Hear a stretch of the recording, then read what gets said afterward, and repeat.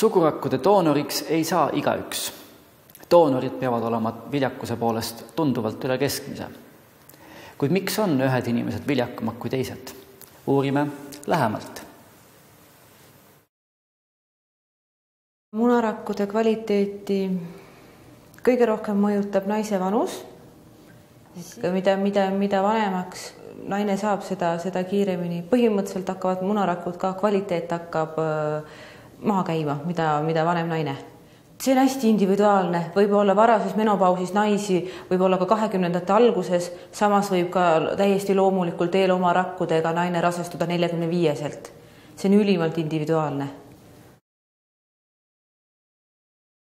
Üks asi on geneetika, mida nagu ise muuta ei saa. See, mis on looduse poolt antud, ütleme, see on nagu siis algtase. Ja sellest siis, ütleme, elu käigus järjest hakkab see kvaliteet vähenema, ütleme niimoodi, siis kui see spermatosoidide produktsioon hakkab. Peale seda näiteks alkohol on üks asi, suitsetamine on näidatud, on üks asi, narkootikumid. Et alkoholi mõju on nagu, öeldakse nagu selline perioodiline, et kui see alkoholifaktor ära kukub, siis teatud aja pärast nagu jälle see spermiogenees nagu taastub, et ta ei mõjuta nagu otseselt neid tootvaid rakke seal, idurakke ja selliseid asju. Et sperma koha pealt nagu ongi see üks selline kurb asi, et ütleme, paar võib proovida tükk aega ja ikka loota ja ütleme, naine käib, see, et naised käivad naistearsti juures, on täiesti loomulik, et seda teeb iga naine sisuliselt.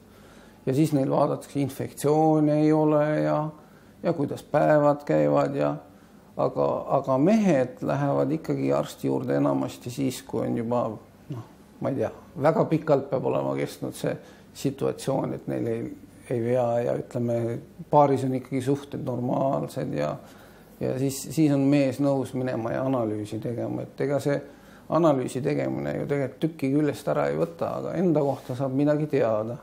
Ja kui saad teada, et sul on kõik enam-vähem korras, siis on ju hästi.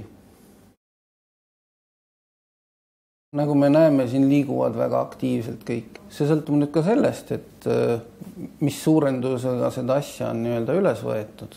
Siin ütleme, ega niimoodi ju otseselt ei saa öelda, näiteks siin pead on kõik nagu helendavad täpid. Siin peade kuju kohta ei saa mitte midagi öelda. Aga näha on, et elu käib. Mida see pilt näitab, on see, et hästi hõre on see asi, siis üks spermatosoidikene seal liigutab niimoodi, vaevaliselt läheb edasi, ta on küll progressiivse liikumisega selles mõttes, et ta ei ole ühe koha peal paigal.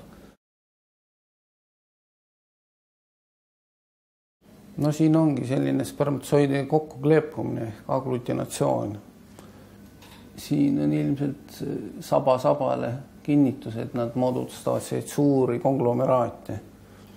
Et need, mis on seal nagu kokku kleepunud, neid nagu viljastamise juures arvestada ei saa.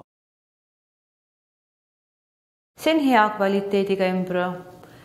Tõenäoliselt üsna hiljuti jagunenud. Plastomeere on juba 2. Plastomeerid on võrdse suurusega, mis on ka oluline, nad ei tohi olla erineva suurusega. Mina seda absoluutselt tippembrüoks ei nimeta, sellepärast, et siin üleval umbes kella 1 juures ma näen mingisugust kahte varju sellist fragmentidest. Et kui plastomeeride kõrval on sellised väikesed graanulikesed ja nagu kerakesed, siis need on märgid embrüo elutegevusest ja mingisugust näiteks elutegevuse jäägid on põhimõtteliselt. Tundub, et see on 4-rakuline embrüo, ehk siis 4 plastomeeriga, aga siin on see esimene ülemine parempoolne. Tema taga on, kui see on nüüd 5. plastomeer, siis ta on väga väike, teistest tunduvalt väiksem ja see ei ole hea.